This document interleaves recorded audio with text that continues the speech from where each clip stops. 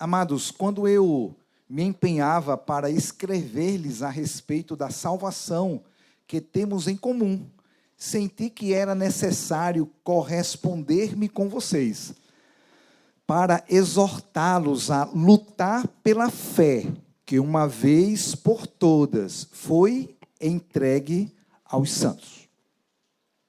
Esse texto, irmãos, ele traz algumas informações importantes, tá? E duas informações muito importantes que eu queria iniciar nossa palavra com essas informações. O primeiro esclarecimento que esse texto fala é que a fé foi entregue aos santos. A fé que uma vez por todas foi entregue aos santos. Então, primeira coisa, irmãos, a fé é um dom de Deus. A fé é um presente, é uma dádiva. Ninguém tem fé por si mesmo. O homem não tem a capacidade de gerar fé. A fé genuína, ela vem de Deus. É um presente de Deus. Algumas vezes a gente faça uma cara de fé. Nós não temos a capacidade de gerar fé. A fé, ela é um presente de Deus. Atos 3,16, logo depois que uma pessoa foi curada, confirma isso que nós falamos. Diz assim: pela fé, no nome de Jesus, é que esse mesmo nome fortaleceu esse homem que vocês estão vendo e bem conhecem. Sim, a fé que vem por meio de Jesus deu a este homem saúde perfeita na presença de todos vocês. Quando aquele paraplégico foi curado, fica claro que a fé é algo que vem de Deus para nós. Amém? Aleluia? A fé não é algo que nós podemos gerar com a nossa própria força.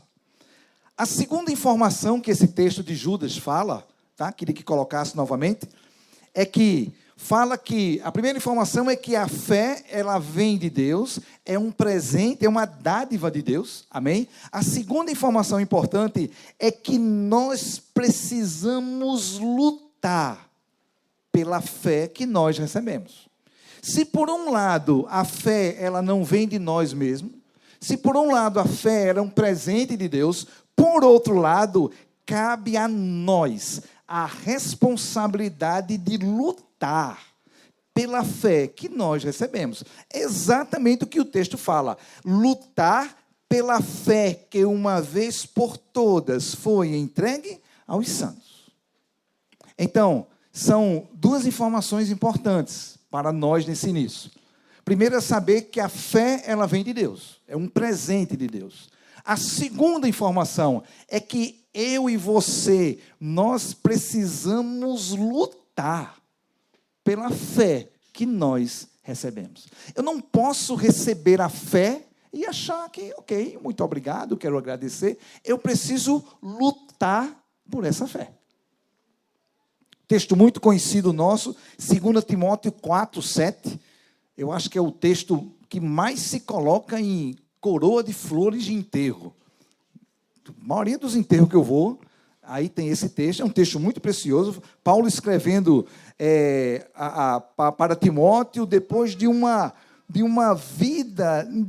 vida trabalhando para o Senhor, se dedicando ao Senhor, ele faz um balanço do seu tempo aqui na terra. E ele fala exatamente isso: combati o bom combate, completei a carreira, guardei a fé. A origem dessa palavra guardar significa tomar conta, manter, atender cuidadosamente. Então, Paulo fala que lutou o combate. Ele falou que guardou, tomou conta da carreira. E ele guardou a fé. Amém? Aleluia? Completou a sua carreira e guardou a fé. Algumas observações sobre esse texto, irmãos. Paulo não falaria que guardou a fé se não tivesse a possibilidade de perdê-la. O William já falou isso aqui entre nós. Eu só me preocupo de guardar aquilo que eu tenho a possibilidade de perder. Se eu não tenho a possibilidade de perder, eu não vou gastar energia querendo guardar aquilo que eu não posso perder. O que Paulo falou foi que ele guardou a fé porque ele sabia que havia uma possibilidade dele perder a fé. Segundo a informação desse texto, Paulo não falaria que ele guardou a fé se a responsabilidade de guardar a fé recaísse sobre outra pessoa. Não recaísse sobre ele. Se ele tivesse convicção que a responsabilidade de guardar a fé que ele recebeu recaísse sobre outra pessoa, ele teria dito assim, ó, eu combati o bom combate, terminei a carreira e Deus guardou a minha fé. Ou então falaria, os meus pais guardaram a minha fé, o meu discipulador guardou a minha fé, o meu pastor guardou a minha fé, a congregação que eu faço parte guardou a minha fé. Mas Paulo foi categórico quando ele disse, eu guardei a fé. Eu guardei. Então, meus queridos jovens e adolescentes do meu coração, ninguém pode guardar a fé por você. Seus pais amam vocês, cuidam de vocês, fazem tudo o que podem para conduzir vocês a Cristo. Sem dúvida, é um amor incrível, mas você precisa guardar a sua fé. Você que precisa lutar e guardar a sua fé. Paulo falou, eu guardei a fé. Irmãos, claro, evidente, sem dúvida, com a ajuda imprescindível do Espírito Santo.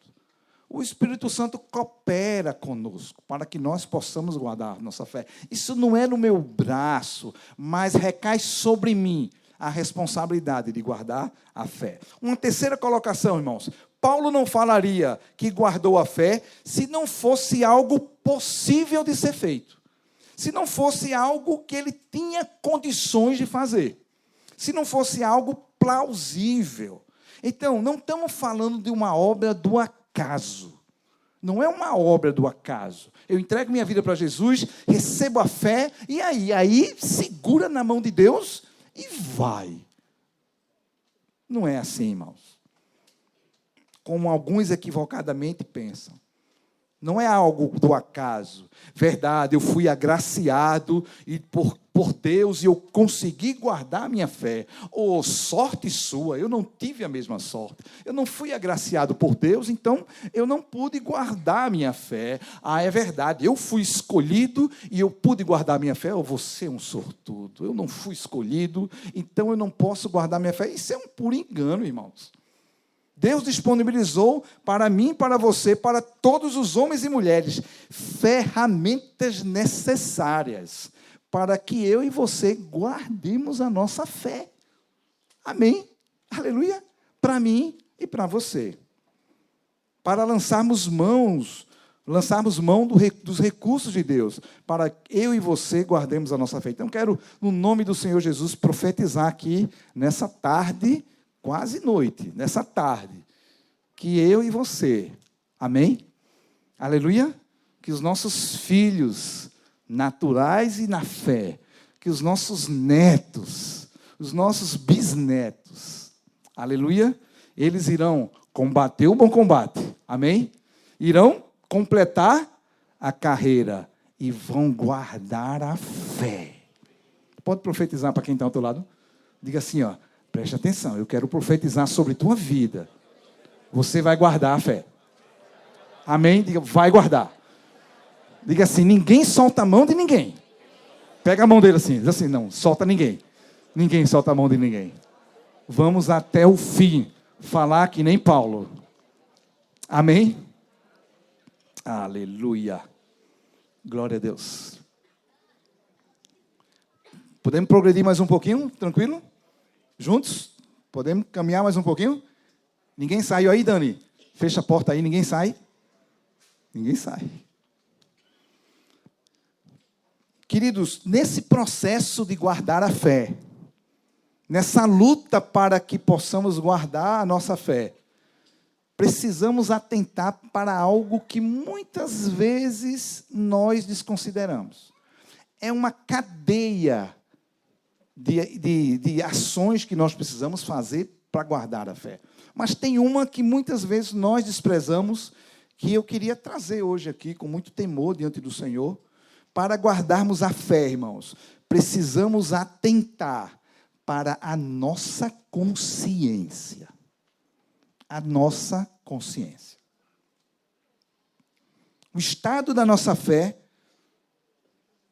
depende muito do estado da nossa consciência. 1 Timóteo 1, 18 até o versículo 20, diz assim, Paulo escrevendo a Timóteo: esta é a demonstração que faça você, meu filho Timóteo, segundo as profecias que anteriormente foram feitas a você, a respeito de você, que firmado nelas você combata o bom combate. Está vendo? Que eu preciso combater pela minha fé? Combata o bom combate. Aí vai, versículo 19. Mantendo a fé e a boa consciência, porque alguns, tendo rejeitado a boa consciência, vieram a naufragar na fé. Versículo 20. Entre esses estão Himeneu e Alexandre, os quais entreguei a Satanás para serem castigados, a fim de que aprendam a não blasfemar. Paulo usa aqui a figura de um naufrágio. O que é um naufrágio? O naufrágio é você entra numa embarcação em um determinado porto com o intuito de fazer uma viagem em outro porto. Sei lá, você embarca aqui em Recife com o intuito de chegar em Lisboa. O naufrágio significa você não conseguir concluir aquela viagem. Isso é um naufrágio. O exemplo mais conhecido, talvez, que nós tenhamos aqui é o Titanic, né? Quem já assistiu o filme Titanic, a gente vimos ali. Eu acho que ele saiu da Inglaterra, ia para Nova York, para os Estados Unidos, e no meio ali houve um problema, e aquele barco, e aquele navio tão potente, acabou naufragando. E Paulo explica o motivo pelo qual ocorreu o naufrágio. Naufragaram porque rejeitaram a boa consciência. Então, se a gente pudesse, falando em Enem, falando em aula aqui, se a gente pudesse fazer uma equação sobre esse assunto que a gente está falando, a gente poderia botar assim: rejeitar a boa consciência é igual a naufragar na fé. Rejeitar a boa consciência é sinônimo de naufragar na fé. E Paulo cita dois personagens aí, no versículo 20, o primeiro é Himeneu. Estudiosos afirmam que foi um cristão que decidiu criar uma doutrina própria, o cara. Isso está em 2 Timóteo 2, 16 a 18, fala desse Himeneu. Diz assim: evite igualmente os falatórios inúteis e profanos, pois os que se entregaram a isso avançarão cada vez, os que se entregam a isso avançarão cada vez na impiedade. Além disso, a linguagem deles corrói como câncer. Entre esses estão Himeneu. Olha Himeneu aí, é o mesmo Himeneu. E Fileto, que se desviaram da verdade, dizendo que a ressurreição já aconteceu, e estão pervertendo alguns na fé. Então, esse Himeneu rejeitou a boa consciência, naufragou a fé. Agora, em 2 Timóteo, já está com falatório inútil e profano, já está ensinando heresia e já está pervertendo a fé de outros. Tu consegue ver um escalonamento do afastamento do Senhor? O segundo, Alexandre, que não é o nosso querido Alexandre, de jeito nenhum, nem nosso querido Xandinho lá do Janga, absolutamente. Alexandre, comentaristas falam que foi um cara que deu muito trabalho, porque não atendia a conselhos nem a demonstração. Esse cara é citado lá em 2 Timóteo 4,14, quando fala: Alexandre, o ferreiro, trabalhava com ferro, me causou muitos males, Paulo falou. O Senhor dará retribuição de acordo com aquilo que ele fez. Então, rejeitar a boa consciência, irmãos, é sinônimo de naufragar a fé. A pergunta que o Senhor traz para mim e para você nessa tarde é: como está a tua consciência? Como está a tua consciência? Amém? Podemos tentar progredir mais um pouquinho? Falar um pouquinho sobre consciência. Não vou me aprofundar nisso, que eu não consigo chegar nem na fila do pão para falar sobre isso, mas só para ajudar os irmãos, algo que o Senhor tem falado ao meu coração. Algumas frases que a gente escuta, né? Quem já viu isso? Mas ele foi consciente, viu? Olhe, naquele gol, ele foi muito consciente. Ele conseguiu colocar, põe a mão na sua consciência, por favor. Rapaz, eu fiquei com uma dor de consciência. Me deu uma dor na consciência. Outro, rapaz, fulano parece que não tem consciência, rapaz. Não é possível. Tinha 2 pedaços de carne na fila do acampamento. E tinha mais 3 pessoas. Ele pegou os 2 pedaços. E deixou os outros. Parece que ele não tem consciência. Irmãos, a gente escuta essas frases, né? Queridos, todas as pessoas têm consciência, irmão. Não tem ninguém que não tenha consciência. Né? A consciência de uma pessoa não é necessariamente a vontade de Deus. A consciência não é sinônimo da vontade de Deus, nem é sinônimo da voz de Deus. Não necessariamente. Antigamente, a gente assistia aquele filme, sei aqui os que lembram, né? Estava assim, aí aparecia um demôniozinho e um anjinho, né? Aí você fazia, eu vou fazer isso aqui, aí o anjinho, faça isso aqui. Aí o diabo, não faça não. Aí você, quem se lembra disso? Aquele anjinho e um demôniozinho. Então, irmãos, isso não necessariamente é a nossa consciência é sinônimo da voz de Deus. Não necessariamente a nossa consciência é sinônimo da vontade de Deus. Não necessariamente.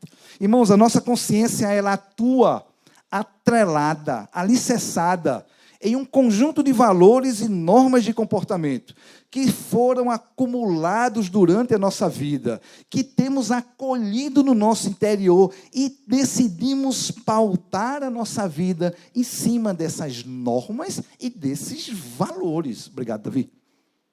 A nossa consciência trabalha assim, a nossa consciência atua atrelada nessa estrutura.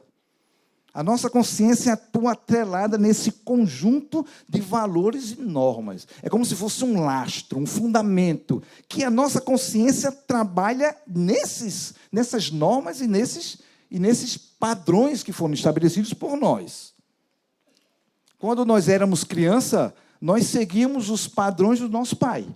Nosso pai, nós não... Né? Verdade ou não é? Então, o pai é que dizia o que era certo e o filho, ok, era certo. O pai dizia o que era errado e o filho atendia o que era errado. Porém, quando nós crescemos, irmãos, nós temos a liberdade de construir construir a nossa própria norma de comportamento. Nós temos essa liberdade. E é em cima dessa norma, é em cima dessa estrutura que a nossa consciência vai atuar, daquilo que nós estabelecemos com a nossa vida inteira. Por isso que a gente define o que é que nós consideramos certo e errado, o que nós consideramos justo e injusto, o que nós consideramos apropriado e algo que é inapropriado. Esses valores pessoais vão nortear a nossa consciência. A nossa consciência vai atuar em cima desses valores que nós estabelecemos. Nós. Por isso que é comum você ver uma pessoa que tem a maior dificuldade de estragar a comida. Ele vai no self-service, paga pela comida, chega ali, aí calculou errado, botou mais comida. Na realidade, comeu com o olho, né, como a gente fala, botou mais comida do que desejava, e aí chega ali para jogar fora, ele dá uma dor na consciência dele, um peso na consciência dele. Ele está pagando, foi ele que pagou. Mas ele eu não consigo jogar comida fora. Eu não consigo jogar comida fora. Já tem outro que pega e faz, tu é doido, pai? Oxi, eu estou pagando pela comida, não fui eu que paguei. Não vou jogar fora, não tem problema nenhum. E joga fora e um fica, rapaz, não tem dor de consciência nenhuma. Por isso nós encontramos algumas pessoas, mesmo estou falando de gente até ímpia, que não admite mentir. Quando mente por algum motivo, fica mal, pesado, é uma coisa que, puxa vida, eu menti. E outros que mentira faz parte da vida. Qual o problema? Mentir? Não tem problema. Se for necessário mentir, dependendo do motivo, não tem nenhum. Por quê? Porque A consciência vai atuar de acordo com esse conjunto, irmãos, de normas e comportamentos que varia de pessoa para pessoa. Amém? Estamos comigo? Estamos juntos? Temos um certo limite estabelecido pela lei de cada país. São balizadores mínimos que precisam ser observados por todos para uma vida de comunidade. Senão, viram uma anarquia. Viram anarquia. Atualmente, no Brasil, esses balizadores estão cada vez mais flexíveis. Então, você tem um nortear da legislação para balizar ali algo médio, mas no Brasil está cada vez mais flexível. Então, é assim, se a lei não obriga ou proíbe, as pessoas são livres para se comportarem de acordo com a consciência delas. É verdade ou não é? Quem aqui já estudou algum momento direito na vida? Nossa Cátia está ali, nossa quase doutora. Um princípio muito conhecido é: ninguém é obrigado a fazer ou deixar de fazer nada, a não ser por força de lei. Isso é o mínimo que a sociedade tenta colocar. Então, se a lei não obriga, se a lei não proíbe, as pessoas são livres de acordo com a consciência de cada um. E assim é como o mundo vive. E essa consciência está atrelada a esse conjunto de normas que nós estabelecemos. Amém? A consciência vai atuar aqui. Ó. Esse aqui é o conjunto de normas, ela vai atuar aqui. Ela não vai atuar fora, ela vai atuar aqui. Quando nós éramos ímpios, os valores de Deus e da sua palavra exerciam pouca influência ou praticamente nenhuma influência na nossa consciência. Quando a gente era ímpio, não exercia. Na definição do que é certo, do que é errado, do que é justo, do que é injusto, do que é apropriado e do que é inapropriado. Os valores de Deus não tinham voz nenhuma para nós. Nenhuma. As normas que vigoravam para nós, que atuavam na nossa consciência, eram aquelas que nós absorvemos no dia a dia, com os nossos pais, onde, o local que a gente estava, tal. Efésios 2, de 2 a 3, fala: nos quais vocês andaram outrora, e somos nós, noutro tempo, segundo o curso deste mundo, segundo o príncipe da potestade do ar, do espírito que agora atua nos filhos da desobediência. Entre eles também nós, todos andávamos no passado, segundo as inclinações da nossa carne, fazendo a vontade da carne e dos pensamentos, e éramos por natureza filhos da ira, como também os demais. Irmãos, era essa a nossa realidade, e essa é a realidade do ímpio hoje. Se a lei não proíbe, se a lei não obriga, as pessoas são livres para fazer aquilo que acham que deve fazer. É verdade ou não é? É ou não é? É assim. Não quer dizer, irmãos, que alguns valores ou normas de comportamento estabelecidos pelo ímpio não possam convergir com a vontade de Deus. Existem algumas normas de comportamento que convergem, coincidem com a vontade de Deus. Pode ser. Mas não convergiu por uma preocupação com a vontade de Deus. Foi uma coincidência. A pessoa acha que não deve mentir porque na sua formação achou que está errado, e a palavra fala que mentir é pecado. Coincidiu, ótimo. Mas também, se a palavra não dissesse nada, para ele pouco importava. Porque a palavra de Deus não exerce voz. Não exerce voz. Isso é o mundo e isso éramos nós antes. Hoje, nós somos regenerados em Cristo. Aleluia. Hoje, nós somos outra criatura.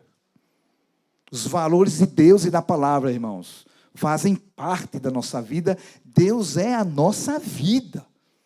Deus e a sua palavra passaram a exercer uma influência no estabelecimento das normas do comportamento que nós pautamos a nossa vida. Romanos 12, 2 texto muito conhecido, e não vivam conforme os padrões desse mundo, mas deixem que Deus os transforme, como? Pela renovação da mente, para que vocês possam experimentar qual é a boa, agradável, perfeita e vontade de Deus. Hoje a nossa mente está em constante renovação. Constantemente os valores e conceitos do mundo estão sendo substituídos pelos valores e conceitos de Deus, por causa da sua palavra. Antes eu achava que não tinha nenhum problema fazer determinada coisa. Hoje, quando a palavra de Deus é ministrada ao meu coração, eu digo, mas a palavra de Deus condena essa prática. Então, a partir de agora, isso que eu achava que não tinha nenhum problema, passa a ter um problema. Porque se é problema para Deus, é problema para mim. Aleluia. Os valores de Deus permeiam a nossa vida. Aleluia. Glória a Deus.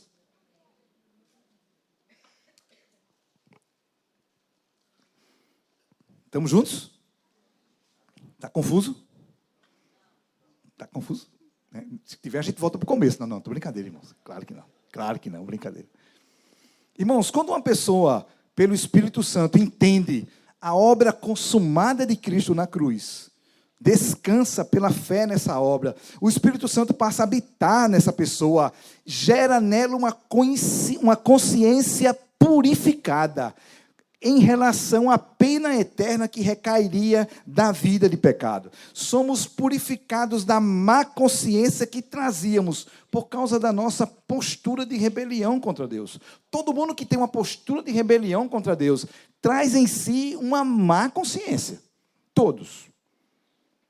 Hebreus 9, 13 a 14, fala assim: portanto, se o sangue de bodes e de touros e a cinza de novilhas, aspergidos sobre os contaminados, os santificam quanto à purificação da carne, muito mais o sangue de Cristo, que pelo Espírito eterno a si mesmo ofereceu sem mácula a Deus, purificará a nossa consciência de obras mortas, para servirmos ao Deus vivo. A consciência de obras mortas significa a má consciência por causa daquilo que nós fizemos antes de entregarmos a nossa vida a Cristo. Hebreus 10, 19 a 22, fala assim: portanto, meus irmãos, tendo ousadia para entrar no santuário, pelo sangue de Jesus, pelo novo e vivo caminho que Ele nos abriu por meio do véu, isso é, pela sua carne, e tendo um grande sacerdote sobre a casa de Deus, aproximemo-nos com um coração sincero e em plena certeza de fé, tendo o coração purificado da má consciência e o corpo lavado com a água com a água pura. A nossa consciência purificada pela obra redentora de Cristo. Somos purificados da má consciência, irmãos. Isso acontece quando nós nos convertemos. Quando nós entregamos a vida para o Senhor.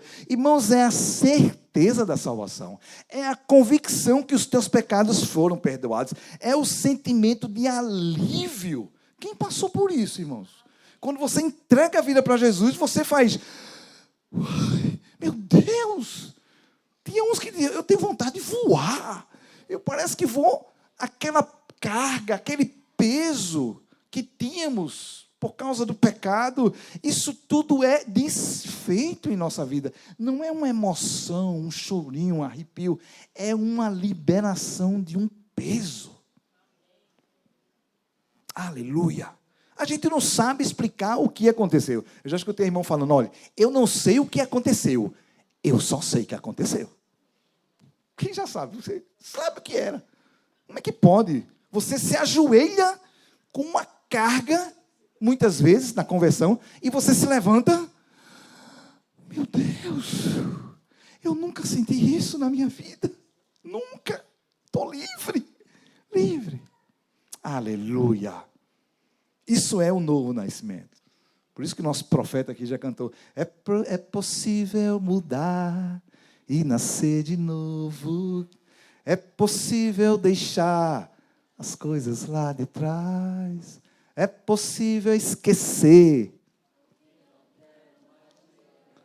É possível, sim, nascer de novo. Aleluia. Pergunta para quem está ao seu lado. Você já nasceu de novo? Aleluia.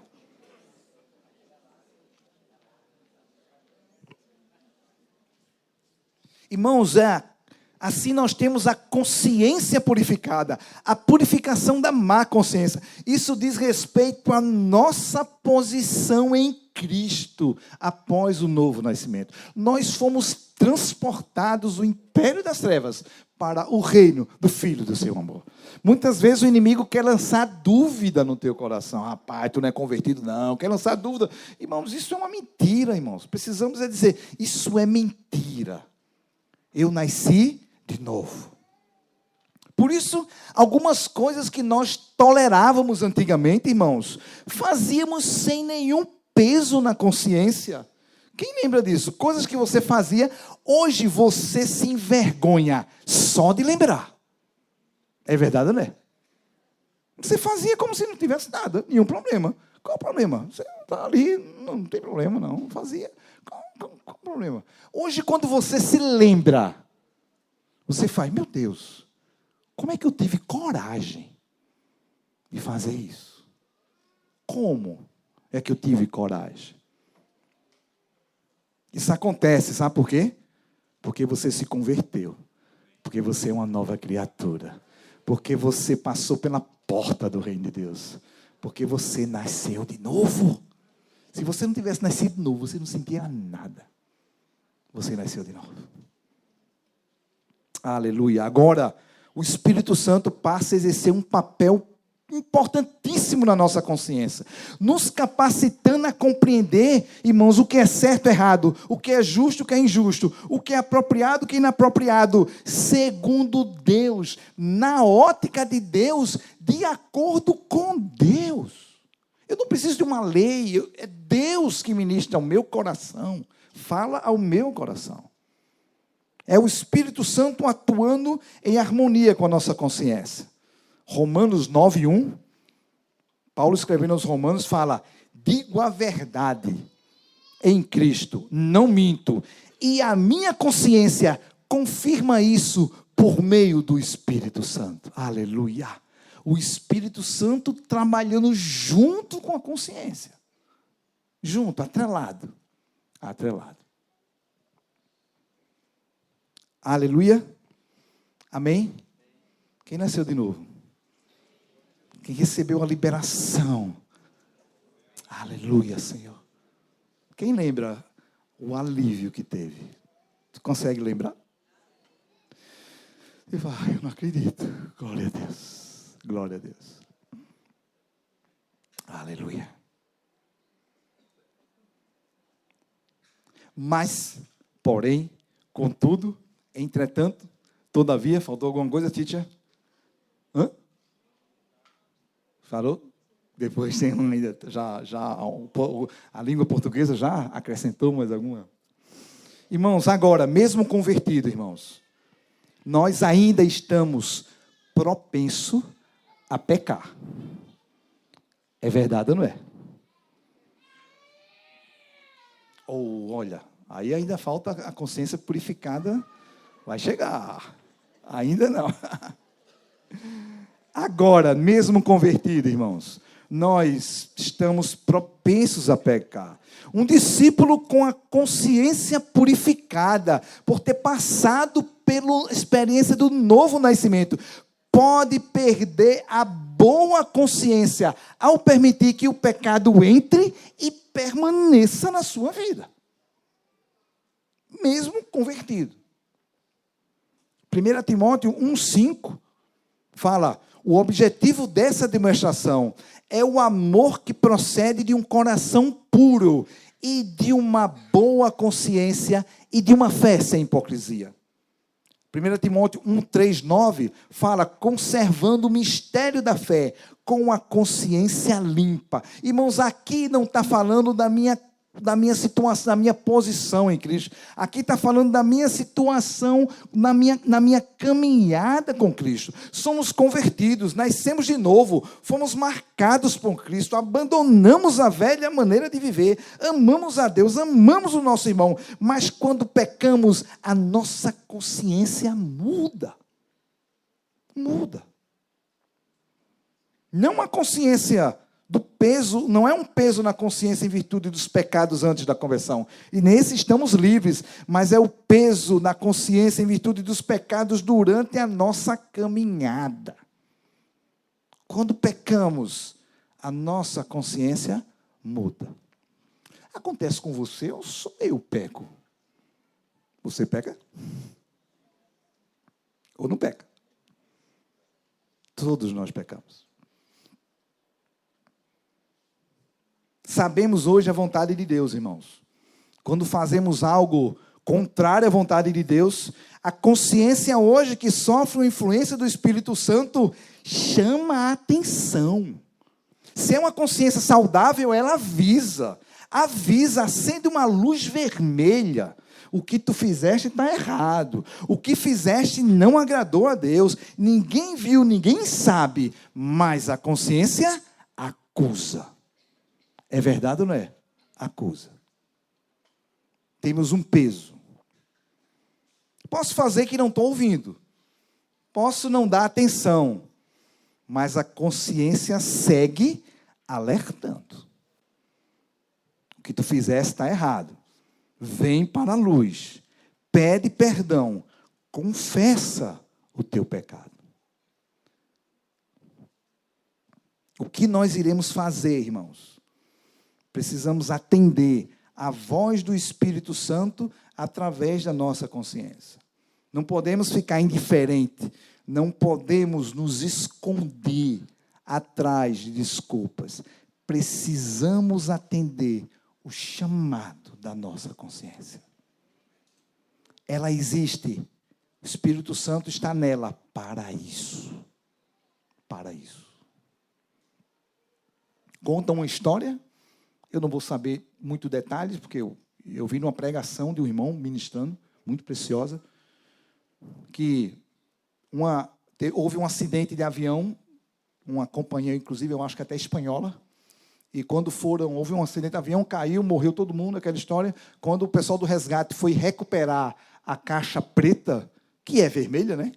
A caixa preta que é vermelha, que foram ver os áudios, as conversas, o que aconteceu na cabine, ali, nos últimos minutos antes da queda, disse que em determinado momento apareceu um som de se fazendo pé, pé, pé, pé, pé, pé, pé, pé, e um dos pilotos, era o piloto que operou, um dos pilotos bateu no botão lá, alguma coisa assim, e fez assim, ó, cala-te! E depois, o avião bateu na montanha. Na realidade, quando foram pegar a conversa, escutaram a zoada, pé, pé, pé, pé. A voz do piloto, cala-te! Parou a zoada e bateu. Então, aquilo ali, na realidade, era um aviso. E o piloto não deu ouvido àquele som. Assim é a nossa consciência. Podemos continuar vivendo como nada tivesse acontecendo. Exteriormente somos iguais, continuamos a pregar, a ensinar. Irmãos, mas lá no fundo, o nosso coração está machucado. Corremos o risco de entrar em uma segunda estação, que é o fingimento, a fé fingida. Entra no que Paulo tinha falado. O objetivo dessa demonstração é o amor, que procede de um coração puro, com boa consciência e uma fé sem hipocrisia.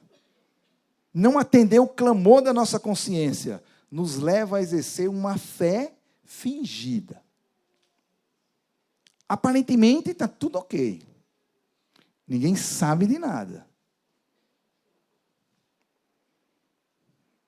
Nos tornamos mais duros, sem paciência, não temos mais a alegria de servir ao Senhor.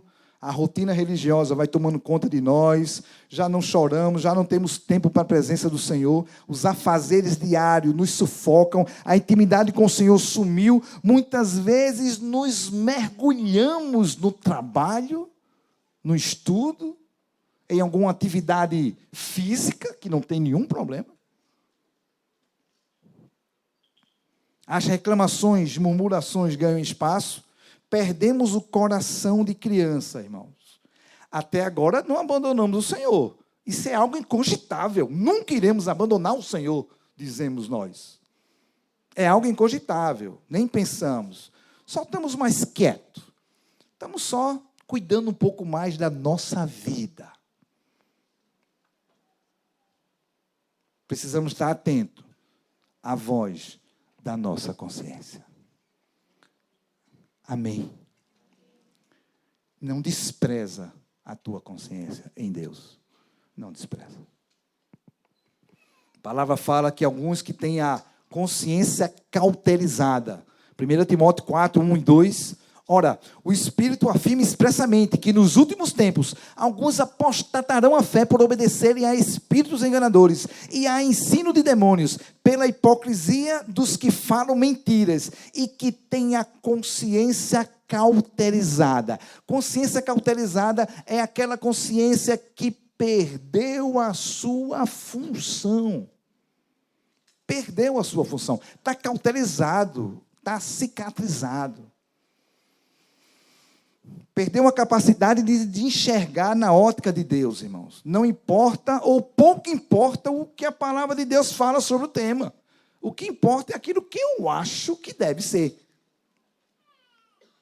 Malaquias 3, 6 a 8. Deus chama a atenção do seu povo. Eles estão completamente alheios à repreensão do Senhor.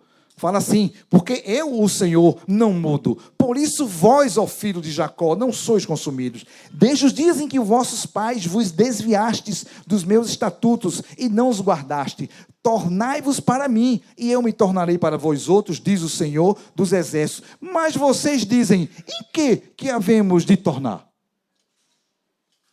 Tornar? Deus está maluco? Não está bom não, é? Continua, versículo 8. Roubará um homem a Deus? Todavia vós me roubais e dizeis, em que nós temos te roubado? Em que temos te roubando? Em que? É como se o Senhor falasse e a gente fala, não, qual o problema? Não enxerga nada como um pecado. Tudo é normal, tudo é um exagero. E se surpreende quando é confrontado com um erro. Se surpreende. Que exagero, minha gente. Para que esse exagero todo? Eu acho que não tem problema não. Qual o problema? Não tem. É uma consciência cauterizada. Ela perdeu a sua função. A palavra fala que alguns têm uma consciência corrompida. Tito 1, 15 e 16. Todas as coisas são puras para os puros, mas para os impuros e os descrentes nada é puro, porque tanto a mente como a consciência deles estão corrompidas. Versículo 16. Afirmam que conhecem a Deus, mas o negam por meio do que fazem. É por isso que são abomináveis, desobedientes, reprovados para qualquer boa obra. Consciência corrompida é aquela que o discurso não está em linha com a vida. Dizem que conhecem a Deus, mas negam pela maneira como eles praticam. Como praticam? Você escuta alguém falar e fala, sei lá, estou dando só um exemplo. Às vezes um trabalho junta os irmãos o trabalho, vamos fazer um tempo de oração aqui, tudo tal, você fica animado, que coisa boa, glória a Deus, amém, que bom, aí tem um tempo de oração ali, aí você vê um colega do trabalho orando, fervendo diante do Senhor, amém. Quando termina aquele momento ali, o cara parece que é uma outra pessoa, virou um chip assim, o cara começa a dizer palavrão, começa a dizer isso aqui, uma coisa outra, e vai, é um mau colega, começa a falar, 2, 3 mulheres, sei lá. Você faz, o que é isso, pelo amor de Deus? Não acredito nisso. É uma consciência corrompida. O programa está corrompido. Cadê os irmãos de informática aí? O que acontece quando, às vezes, o computador dá um pau, né? E aí, o que foi que houve? Foi um artigo corrompido. Destrói tudo. Isso é uma consciência corrompida. Ele fala, a palavra é uma palavra bonita, mas a prática é completamente diferente. Foi isso que Paulo falou, mantendo a fé e a boa consciência. Porque alguns, tendo rejeitado a boa consciência, vieram a naufragar na fé. Esse versículo de 1 Timóteo 1,19, pode deixar, Davi, tu não vai conseguir aí não. Na Bíblia Viva, diz assim, ó: prendam-se firmemente a sua fé em Cristo e conserve sempre a consciência limpa, fazendo aquilo que você sabe que está certo, porque alguns desobedeceram a consciência e fizeram deliberadamente o que sabia que estava errado. Não é de se surpreender que logo tenham perdido a fé em Cristo, depois de haverem resistido a Deus assim. Muito bom. Irmãos, não conseguimos, manter a nossa fé se não mantemos a boa consciência. É impossível. A minha consciência precisa estar boa, limpa, diante do Senhor, para eu manter a minha fé. Aleluia. Saiu ninguém? Todo mundo aí? João está ali na porta, ó. João, um trio ali, ó. Aleluia. Irmão, como acontece o naufrágio? Como é um naufrágio? Um pequeno furo, o barco não afunda no primeiro momento, é verdade ou não é? Não foi assim com o Titanic, né? Quem assistiu o filme? Algumas pessoas, eu senti que deu uma balançada, foi, mas que nada, é balançada, aí vamos embora, aí continuaram vivendo a mesma coisa, tudo, tal. A água vai entrando, e de repente, irmãos, quando pecamos, acontece isso, irmãos. Um pequeno furo entra na nossa vida. Mas nós dizemos, ainda temos fé, ainda está tudo bem, continuamos pregando, cantando, orando, parece que segue tudo igual. Mas, em um determinado momento, o peso da água começa a comprometer a embarcação e o barco afunda. Deus é paciente, avisa, espera. Mas, Provérbios 29:1 fala: quem teima em rejeitar a repreensão será destruído de repente, sem que haja remédio. A revista atualizada fala: o homem que muitas vezes repreendido endurece a cerviz, será quebrantado de repente, sem que haja cura.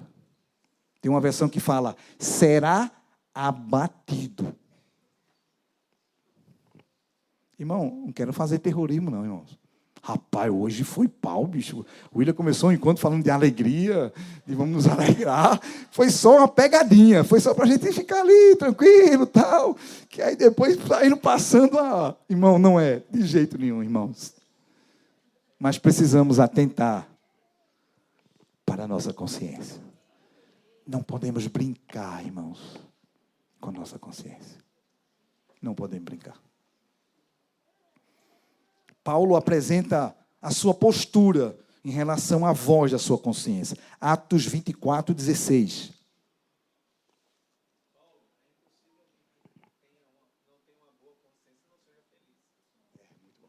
Muito bom, William. É impossível alguém ter uma boa consciência e não estar feliz na presença do Senhor.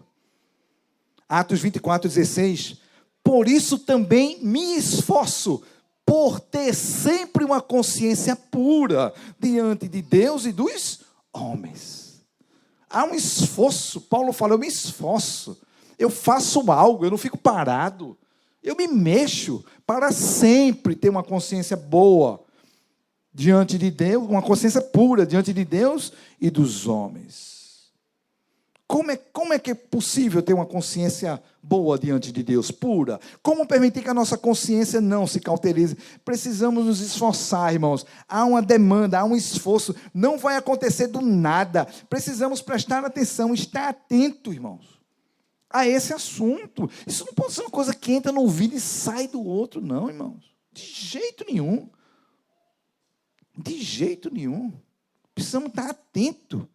Quando o aviso começar, pé, pé, pé, pé, não posso desprezar. Desligar assim, mas é coisa. Não somos perfeitos, irmãos. Todos nós pecamos, todos. Muitas vezes pecamos com palavras, com pensamentos, com atitudes, com motivações no coração. A própria palavra fala para não pecarmos, mas se por um acaso pecarmos, ofendermos, reclamarmos, mentimos, roubarmos ou fizermos qualquer outra coisa, a palavra indica um caminho para que eu possa limpar o meu coração. Ela estabelece um caminho. Mateus 5:8, Jesus falou: bem-aventurado os limpos de coração, porque eles verão a Deus. Algo que hoje é limpo, no passado já pode ser sujo. Mas não se acomodou e se deixou ser limpo. Limpo. E é os limpos de coração que verão a Deus. Podemos nos acostumar, irmãos, com o pecado.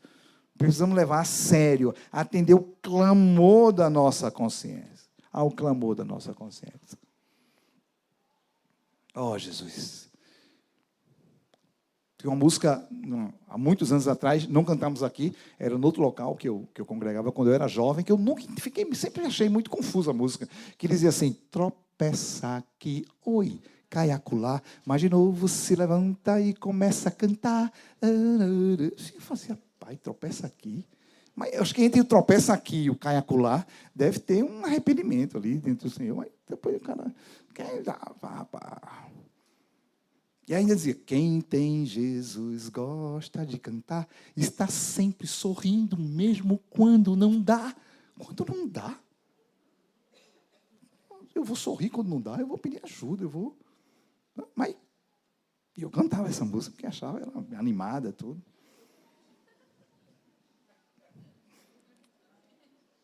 Parece, irmãos, que quando pecamos, a consciência atua mais forte. O que fizesse está errado. Se nós endurecemos, vamos ficamos insensíveis, parece que ela vai suavizando, mas a situação não foi resolvida. O furo ainda está na embarcação. Precisa ser consertado. Amém? Aleluia? O que fazer quando a nossa consciência chama a atenção? O que fazer? Irmão, precisamos pedir perdão e confessar o nosso pecado a Deus, irmãos. Precisamos confessar. Um texto conhecido, 1 João 8:10. Se dissermos que não temos pecado nenhum, a nós mesmos nos enganamos e a verdade não está em nós. Isso é uma maneira clássica de dizer: você é mentiroso. Versículo 9. Mas se confessarmos os nossos pecados, Ele é fiel e justo para nos perdoar os pecados e nos purificar de toda injustiça. Se dissermos que não temos pecado, fazemos dele um mentiroso e a sua palavra não está em nós. Irmãos, há perdão da parte de Deus, há perdão para pecados confessados. Precisamos confessar os nossos pecados ao Senhor, irmãos. Eu não posso pegar e dizer: Deus, me perdoa de todos os meus pecados. Pecado tem nome e tem sobrenome. Eu fico pensando: como é que eu posso verdadeiramente me arrepender de algo que a minha indiferença é tão grande que eu sequer recordo o que eu fiz? É uma indiferença tão grande que eu nem me lembro o que eu fiz. Aí Deus fala: tá bom, perdão por quê? Eu não sei, nem me lembro, Deus. É porque, já sabe, eu peco tanto que já está na corrente sanguínea. E não, irmãos, nós precisamos saber: Senhor, me perdoa, Senhor. Porque eu fiz isso. Eu suspeitei mal. Eu errei. Precisamos ter a prática. A oração do Pai Nosso diz o quê? Perdoa as nossas ofensas. Está na oração do Pai Nosso, irmãos. Perdoa as nossas ofensas. Em nome do Senhor Jesus. Precisamos pedir perdão ao Senhor. E receber perdão do Senhor. Precisamos ter a prática de confessar as nossas culpas uns aos outros. Agora vai começando a apertar. Ninguém sai, João, cadê? Coloca aí. Ó. Vai começando a apertar. Porque Deus, tudo bem. Deus, ok. Deus é Deus, né? E Genésio é Genésio. Deus é Deus. Irmãos, Tiago 5, 13 a 16, fala assim: alguém de vocês está sofrendo? Faça oração. Alguém está alegre? Cante louvores. Alguém de vocês está doente? Chame os presbíteros na igreja e estes façam oração sobre ele, ungindo com óleo em nome do Senhor. E a oração da fé salvará o enfermo, e o Senhor o levantará. E se houver cometido pecado, estes lhe serão perdoados. É nesse contexto que vem o versículo 16. Portanto, por causa de tudo isso que foi falado anteriormente, portanto, confessem os seus pecados uns aos outros e orem uns pelos outros para que vocês sejam curados. Muito pode por sua eficácia a súplica de um justo. Irmãos, é nesse contexto, nesse ambiente de amor, de cuidado, de relacionamento, de alegria, de adoração coletiva, de intimidade, de proximidade, de transparência, de abrir o coração, de pedir ajuda, de oração. É nesse contexto que fala para confessarmos os pecados. Nesse contexto de família. Não é algo negativo, não é algo constrangedor, não é uma investigação policial. É um ambiente de amor, de cuidado, de respeito, de honra, de confiança, de aceitação. Esse é o ambiente que nós podemos usufruir, irmãos, desse presente que é confessarmos os nossos pecados uns aos outros. Quando confessamos ao corpo de Cristo, irmãos que cuidam de nossas vidas, podemos receber ajuda, orientação, estratégia em Deus, apoio, oração. Deixamos de lutar sozinhos. Aleluia! Temos companheiros de luta que nos conhecem a nossa vida, sabem que não estamos brincando de igreja, não estamos fazendo um teatro, nós amamos ao Senhor, a coisa que nós mais queremos é estar aos pés do Senhor, aquilo que nós mais queremos é guardar nossa fé, sabem disso, estão juntos na luta, não é uma coisa, por investigação policial, como é? Temos uma série, né? CSI, olha. Provérbios 28:13.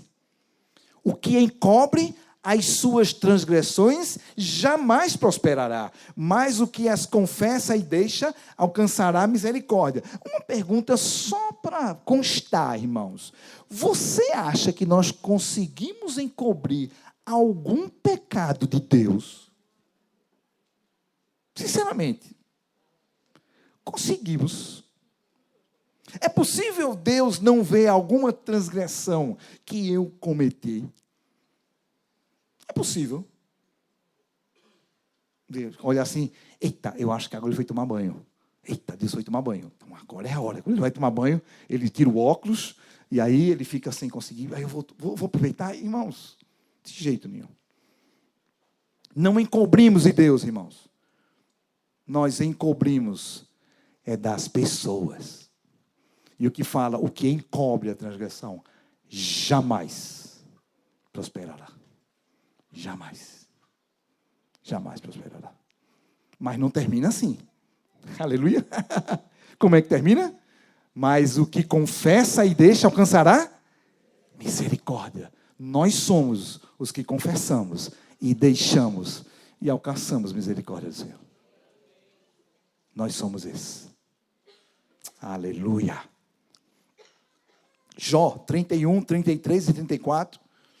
Se como Adão encobri as minhas transgressões, ocultando a minha iniquidade no meu íntimo, porque eu tinha medo da grande multidão, e o desprezo das famílias me apavorava, fazendo com que eu calasse e não saísse à porta. O motivo pelo qual tentamos esconder, irmãos, é porque temos medo das pessoas, medo de sermos desprezados, medo de não sermos aceitos, e muitas vezes lutamos sozinhos.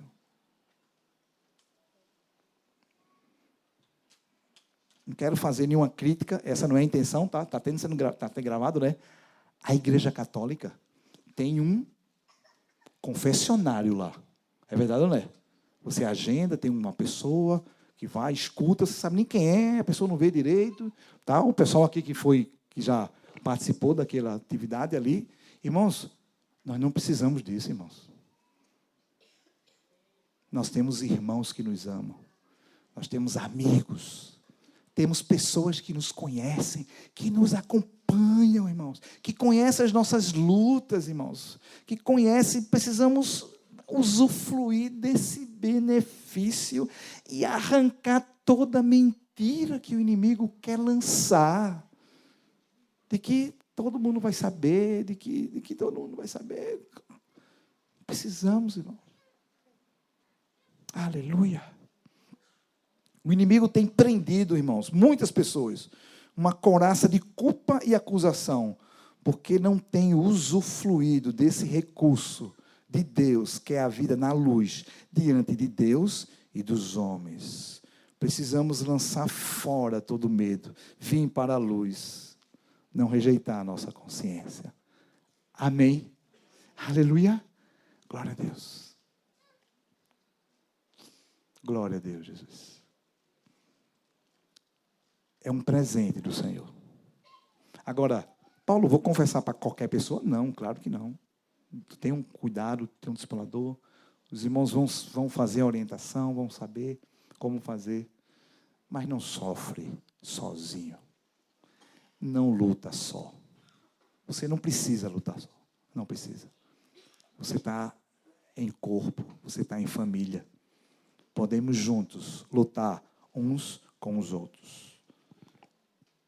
Não despreze a tua consciência. Se a tua consciência acusar, não despreza. Ah, mas isso é uma besteira. Pode ser uma besteira para o outro, mas se a tua consciência acusar, apertar, é porque algo precisa ser mexido. Amém. Aleluia. Glória a Deus. Agora, Paulo, dá frio na barriga? Claro que dá, irmão. Aí tu quer brincar, né? Claro que dá. Fica nervoso? Claro que fica. Fica nervoso. Tem vontade de não fazer? Claro que tem. Mas é doido, é? Claro que tem. Claro, irmãos, mas é uma bênção usufruir, irmãos, da vida do corpo. Aleluia. Você levantar mãos santas e dizer, eu não sou perfeito. Eu tenho muitas falhas, mas as minhas falhas, os meus irmãos conhecem. E mesmo assim, eles me amam, eles me recebem, eles me abraçam, eles me ajudam. Aleluia! Aí vem a alegria que enche o nosso coração. Eu não vivo assim, esquecido, sim, com medo, tal. Você é uma coisa assim, presa. Eu sou livre. Amém? Aleluia. Livre diante do Senhor. Vamos ter ceia hoje. Um momento propício para junto com o pão e com o vinho. Talvez, olha para mim, talvez você dá o primeiro passo. Dizem que o primeiro passo é o mais difícil. Ninguém vai conseguir hoje aqui, não tem como, cada hora, tudo, claro que não. Mas talvez seja propício para você dar o primeiro passo. Para você colocar dentro do Senhor e te aproximar junto de alguém que cuida da tua vida, que pastoreia a tua vida. E diz assim, ó, precisamos conversar. Acabou, não precisa de muita coisa. Como é que está a tua semana? Precisamos conversar. Eu preciso tampar um buraco no meu barco.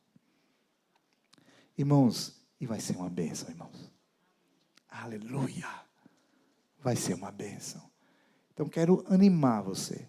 Também ninguém vai procurar chifre em cabeça de galinha, né, irmãos? Pelo amor de Deus. Eu tenho que arrumar alguma coisa, meu Deus. Porque todo mundo falar, eu não falar, vão dizer, esse cara não peca. Não, tá. Pelo amor, é o Espírito Santo que convence do pecado, da justiça e do juízo. É o Espírito Santo que convence. Deixa o Espírito Santo convencer. Mas talvez hoje seja... Eita, Paulo, e se passar de hoje, eu não posso mais fazer? Não, irmão, claro que pode. Eu quero só animar você. Glória a Deus. Vamos viver no outro estágio. Creio que nós, como igreja, irmãos, Deus está querendo nos levar para um outro patamar. Para uma outra estação da nossa vida. No nome de Jesus. Deus sabe os seus caminhos. É uma palavra que era necessário. E Deus quer. Ele fez a ferida e Ele vai curar. Não tenha medo. Lança fora o medo. No nome do Senhor Jesus.